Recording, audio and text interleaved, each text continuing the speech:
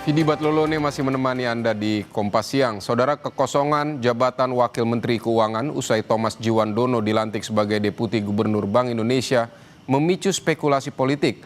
Posisi strategis yang belum terisi itu dinilai bisa menjadi pintu masuk reshuffle Kabinet Presiden Prabowo Subianto. Kepada sidang Dewan yang terhormat, apakah laporan Komisi 11 DPR RI terhadap hasil uji kelayakan calon Deputi Gubernur Bank Indonesia tersebut dapat disetujui?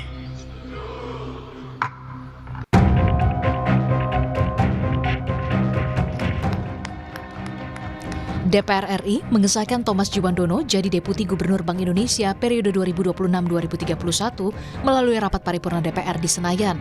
Sebelumnya, Thomas Djiwandono dinyatakan lolos dalam uji kepatutan dan kelayakan di Komisi 11 DPR. Usai disahkan DPR, Thomas Djiwandono berjanji akan menjaga independensi Bank Indonesia serta menyelaraskan kebijakan fiskal dan kebijakan moneter. Di sini saya ingin sampaikan sekali lagi komitmen saya untuk menjaga independensi Bank Sentral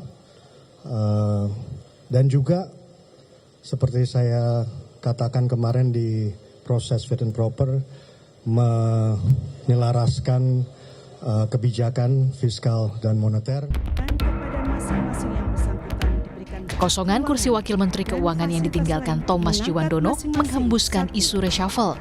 Salah satu nama yang disebut-sebut bakal di-reshuffle adalah Menteri Luar Negeri Sugiono.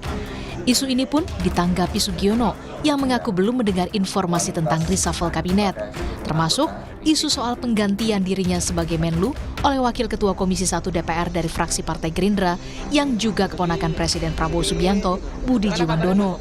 Sementara, Budi Djiwandono menegaskan sampai saat ini masih bertugas sebagai Wakil Ketua Komisi 1 DPR RI. Tapi kalau Saya aja baru dengar dari sampean. Tapi kalau benar itu terjadi, akan ada perpindahan posisi masih tugaskan di kementerian lain itu gimana? Dikit mas. Pak. Saya ditanyakan ke Pak Utut, dapat kabar dari mana? Tugas kita tetap sekarang di Komisi 1. Terima kasih teman-teman. Sebentar lagi kita mau raker. Sampai hari ini masih di Komisi 1. Ya ini kita mau rapat kerja. Ya, baik. Isu reshuffle turut ditanggapi Partai Golkar. Partai pimpinan Bahlil Lahadalia tersebut berharap jatahnya tidak dikurangi, meski keputusan akhir tetap diserahkan ke Presiden. Reshuffle itu yang tahu cuma Presiden sama Tuhan. Jadi jangan tanya kami. Sampai detik terakhir juga pasti nggak ada yang tahu. Tapi kita berharap nambah. Ya, kalau Golkar sih maunya yang terbaik lah, karena Golkar punya stok kader yang mumpuni. Ditambah apalagi lebih bagus gitu loh. Jangan dikurangin gitu loh. Tapi kalau soal reshuffle ya itu haknya Presiden. Pengamat politik Yunarto Wijaya menilai reshuffle kabinet kemungkinan besar bisa terjadi dan bisa merembet ke pos-pos menteri lain. Namun Yunarto berharap jika reshuffle terjadi, maka sosok yang akan masuk di kabinet didasarkan pada kapabilitasnya dan bukan karena ada kedekatan. Berharap sekali Pak Prabowo ketika menyadari tantangannya adalah sesuatu yang bersifat global, kata kuncinya konsolidasi kekuasaan itu harus dilakukan berdasarkan asas merit yang saya harapkan itu tidak hanya didasarkan pada kedekatan. Yang kedua adalah ketika kita berbicara mengenai reshuffle, saya berharap juga Pak Prabowo ada perbaikan besar dalam konteks menempatkan kapabilitas jauh lebih besar dibandingkan pertimbangan koalisi. Kenapa ada kekhawatiran itu, Mas Toto?